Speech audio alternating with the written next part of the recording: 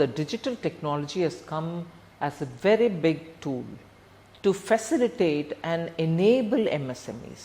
Now, you took the name of account aggregators who are now enabling the process between the banks and the beneficiaries, who are the MSMEs, to be able to share data with explicit permission given. Nobody is going to usurp anybody's data.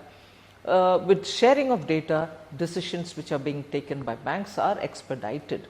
So they don't have to run from pillar to post. They can be the customer of one bank, but yet when they see credit is available in some other bank in favorable terms, they can obviously through the account aggregator deal with that bank as well, a different bank from their regular bank in which they have their account, and so on.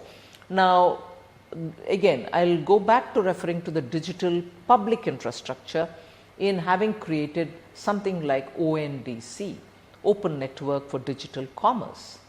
It is something which is unique that we have created, and that is going to help even the smallest of small craftsmen, let's say, sitting in Aligarh or Moradabad or somewhere in Tumkur or somewhere else, creating their own generations learned and acquired skills.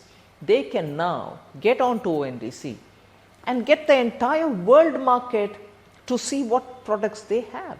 That is not possible for a small handicrafts person or a merchant or a trader to access the global market without having to go through, let's say, a private player, which is what is the feature elsewhere, whereas India has given that access. So when you talk about trade or MSME, these are institutions which are going to benefit immensely because of the digitization, formalization of Indian economy. Many countries, when they saw the scaled up achievement of India, having to cover its entire population with a bank account, having to make sure that DBT is possible for them, which came off handy during the lockdown, during which time many developed countries were still writing out checks and posting it through regular mails, whereas India, with a click of the button, could deliver.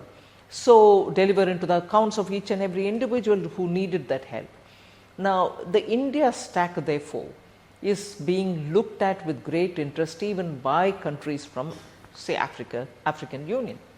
So, we actually, Prime Minister made it very clear that we are open to people who want us to help them in setting up these digital networks, because it's going to help in bringing financial inclusion and spreading the benefits of economic development to common people.